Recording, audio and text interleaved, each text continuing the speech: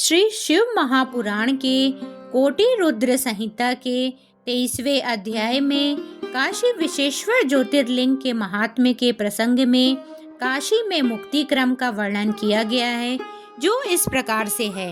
ऋषि बोले, हे प्रभु, हे सूत जी, यदि वाराणसी महापुरी इतनी पवित्र है तो आप उसका एवं अविमुक्त ज्योतिर्लिंग का प्रभाव हम लोगों से कहिए।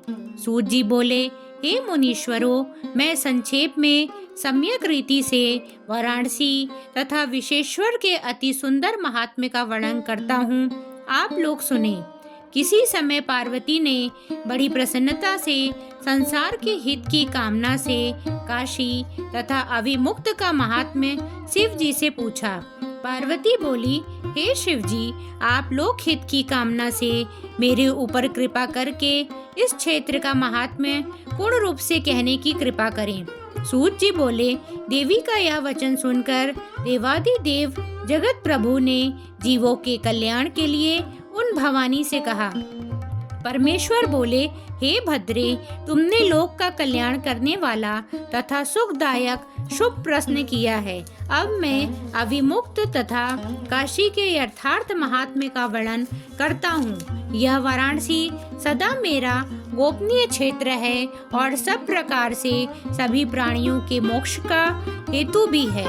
इस क्षेत्र में सिद्धगण अनेक प्रकार का चिन्ह धारण कर मेरे लोक की प्राप्ति करने की इच्छा से मेरा व्रत धारण कर सर्वदा यहाँ निवास करते हैं।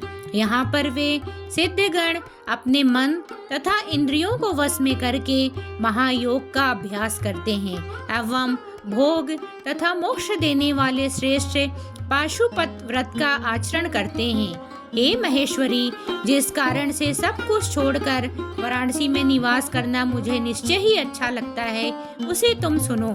जो मेरा भक्त है एवं जो ज्ञानी है, वे दोनों ही मुक्ति के भागी हैं। उन्हें किसी अन्य तीर्थ की अपेक्षा नहीं रहती। उनके लिए विहित एवं अविहित दोनों ही प्रकार के कर्म समान हैं। उन दोनों को जीवन मुक्त समझना चाहिए। वे जहाँ कहीं भी मरें, उन्हें शीघ्र ही मुक्ति प्राप्त हो जाती है। मैंने यह सत्य वचन कहा है। हे देवी, हे परम शक्ति स्वरूपिणी, इस सर्वश्रेष्ठ अविमुक्त नामक तीर्थ में जो विशेषता है, उसे तुम ध्यान से सुनो। सभी वर्ण तथा आश्रम के लोग, चाहे वे बालक हों, युवा हों अथवा वृद्ध हों, इस पुरी में मरने पर अवश्य मुक्त हो जाते हैं। इसमें कोई भी संदेह नहीं है। हे द्विजो, पवित्र हो अपवित्र हो, कन्या हो या विवाहिता, विधवा, वंध्या, रजस्वला, प्रसूता अथवा असंस्कृता, चाहे जैसी कैसी भी स्त्री हो, यदि वह इस क्षेत्र में मर जाए तो मुक्ति प्राप्त कर लेती है। इसमें संशय नहीं है। स्वेदज, अंडज, उद्भिज अथवा जरायुज प्राणी, ये सभी यहाँ मरने पर जैसा मोक्ष प्राप्त कर लेते हैं, वैसा अन्यत्र कहीं नहीं है।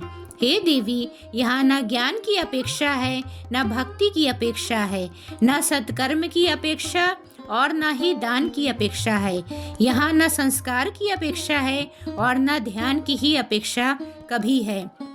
यहाँ ना नाम की अपेक्षा है, पूजा तथा उत्तम जाति की भी कोई अपेक्षा नहीं है। जो कोई भी मनुष्य मेरे इस मोक्षदायक क्षेत्र में निवास करता है, वह चाहे किसी प्रकार से मरा हो, निश्चय ही मोक्ष को प्राप्त कर लेता है। हे प्रिय, यह मेरा दिव्यपुर गृह से भी गुहतर है। हे पार्वती, ब्रह्मा आदि भी इसका महात्म्य नहीं जानते।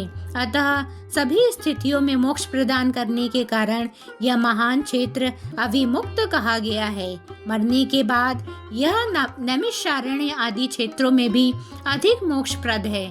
विद्वान पुरुष धर्म का उपनिषद, सत्य, मोक्ष का सार तत्व, समभाव क्षेत्र और तीर्थ का उपनिषद अविमुक्त क्षेत्र को कहते हैं। अपनी इच्छा के अनुसार भोजन, शयन, क्रीड़ा आदि विविध क्रियाओं को करता हुआ भी अविमुक्त में प्राण त्याग करने वाला प्राणी मोक्ष का अधिकारी हो जाता है। हजारों पाप करके पिशाच हो जाना भी अच्छा है, किंतु काशी को छोड़कर स्वर्ग में 1000 इंद्र पद श्रेष्ठ नहीं है। इसलिए मुनिजन पूर्ण प्रयत्न के साथ काशीपुरी का सेवन करते हैं और अव्यक्त स्वरूप वाले सदाशिव का ध्यान करते हैं। हे प्रिय, मनुष्य जिस जिस फल को उद्देश्य करके यहाँ तप करते हैं, उन्हें मैं निश्चय ही वे मनोवांछित फल प्रदान करता हूँ। उसके बाद उन्हें अपनी सायुज्य मुक्ति तथा अभिलषित स्थान देता हूँ। यहाँ शरीर का त्याग करने वालों को कहीं भी कर्म का बंधन नहीं होता है। देवताओं तथा ऋषियों के सहित ब्रह्मा, विष्णु, सूर्य और अन्य सभी महात्मा तथा दूसरे लोग भी यहाँ मेरी उपासना करते हैं। विषय सच्चित्त वाला तथा धर्म रुचि से रहित मनुष्य भी यदि इस क्षेत्र में मृत्यु को प्राप्त करता है तो वह पुनः इस संसार में नहीं आता। फिर ममता से रहित धैर्यवान, सत्व गुण में स्थित अहंकार रहित पुण्य आत्मा तथा सर्वारंभ परित्यागी यानी निष्काम कर्म करने वाले पुरुषों का कहना ही क्या है, वे सभी तो मुझ में लीन ही रहते हैं। हजारों जन्म लेने के पश्चात योगी पुरुष यहाँ जन्म प्राप्त करता है, वह यहाँ मरने पर परम मोक्ष प्राप्त करता है। हे पार्वती, यहाँ पर मेरे भक्तों ने अनेक लिंग स्थापित किए हैं जो कामनाओं को पूर्ण करने वाला एवं मोक्ष देने वाला है। यह क्षेत्र चारों दिशाओं में सभी ओर 5 कोस तक फैला हुआ कहा गया है। इसमें कहीं भी मर जाने पर प्राणी को अमृत तत्व की प्राप्ति होती है। जो पाप रहित पूर्ण आत्मा मनुष्य यहाँ मरता है वह शीघ्र ही मोक्ष प्राप्त कर लेता है, और जो पापी मरता है वह पहले काय व्यूह को प्राप्त करता है, फिर वह यातना को भोग कर बाद में मोक्ष प्राप्त करता है। हे सुंदरी, जो इस अविमुक्त क्षेत्र में पाप करता है वह निश्चय ही 10,000 वर्ष पर्यंत भैरवी यातना प्राप्त करके पाप का फल भोगने के अनंतर मुक्त हो जाता है। इस प्रकार यहाँ पाप करने वालों की जो गति होती है उस सब को मैं तुमसे कह दिया। इसे जानकर मनुष्य को अविमुक्त क्षेत्र का विधिवत सेवन करना चाहिए। 100 करोड़ कल्पों में भी अपने द्वारा किए गए कर्म का नाश नहीं होता। किए गए शुभ और अशुभ कर्म का फल अवश्य भोगना पड़ता है। अशुभ कर्म निश्चय ही नरक के लिए होता है एवं शुभ कर्म स्वर्ग के लिए होता है। शुभ अशुभ दोनों कर्मों से मनुष्य लोक में जन्म कहा गया है। हे पार्वती, शुभ शुभ कर्म के न्यूनाधिक्य से उत्तम तथा अधम शरीर प्राप्त होते हैं, किंतु जब दोनों का क्षय हो जाता है तब मुक्ति होती है, यह सत्य है। हे महेश्वरी, कर्म कांड में संचित प्रारब्ध एवं क्रियमाण 3 प्रकार के कर्म बताए गए हैं जो बंधन में डालने वाले हैं। पूर्व जन्म में किए गए कर्म को संचित कहा गया और जिसका इस शरीर से भोग किया जा रहा है वो प्रारब्ध कहा गया है। हे देवशी, जो इस जन्म में शुभाशुभ कर्म इस समय किया जा रहा है उसे विद्वज क्रियमाण कहते हैं। प्रारब्ध कर्म का नाश केवल उसके भोगने से ही होता है, इसके अतिरिक्त कोई उपाय नहीं है। संचित और क्रियमाण इन दोनों कर्मों का नाश पूजन आदि उपाय से होता है। संपूर्ण कर्मों का नाश काशीपुरी के अतिरिक्त अन्यत्र नहीं होता। सभी तीर्थ सुलभ है किंतु काशीपुरी दुर्लभ है। यदि पूर्व जन्म में आदर पूर्वक काशी का दर्शन किया गया है तभी काशी में आकर मनुष्य मृत्यु को प्राप्त होता है, अन्यथा नहीं।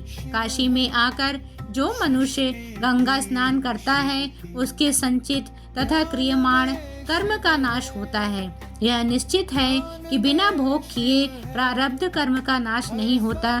जब मनुष्य की शास्त्रानुमोदित रीति से मृत्यु होती है तब प्रारब्ध कर्म का भी क्षय हो जाता है।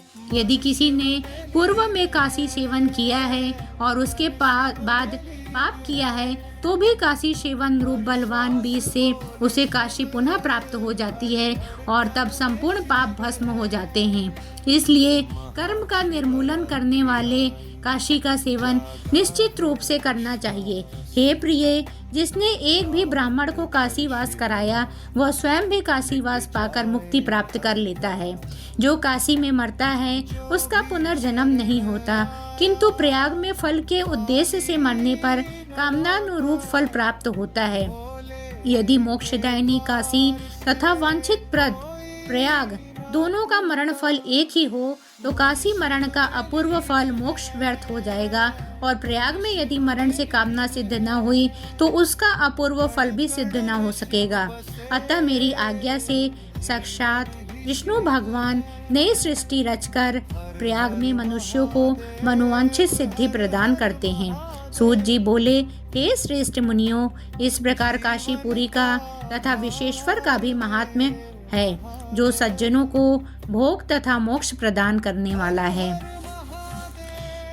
इस प्रकार से श्री शिव महापुराण के अंतर्गत चतुर्थ कोटि रुद्र संहिता में काशी विशेश्वर ज्योतिर्लिंग महात्म्य वर्णन नामक 23वां अध्याय पूर्ण हुआ। भक्तों, यदि आपको हमारा यह छोटा सा प्रयास पसंद आया होगा तो आप हमारे चैनल धामगाथा को लाइक, सब्सक्राइब और शेयर करना ना भूलें। यदि काशी विश्वेश्वर ज्योतिर्लिंग के महात्म्य के प्रसंग में काशी में मुक्ति क्रम के वर्णन की प्रस्तुति में मुझसे कोई भी त्रुटि हो गई हो तो मैं क्षमा प्रार्थी हूँ। मिलते हैं जल्द ही नेक्स्ट वीडियो में। तब तक के लिए स्वस्थ रहिए और ऐसे ही ज्ञानवर्धक वीडियो को सुनने के लिए बेल आइकन प्रेस करना ना भूलें, ताकि हमारी नेक्स्ट प्रस्तुति आप तक पहुँच सके। हर हर महादेव।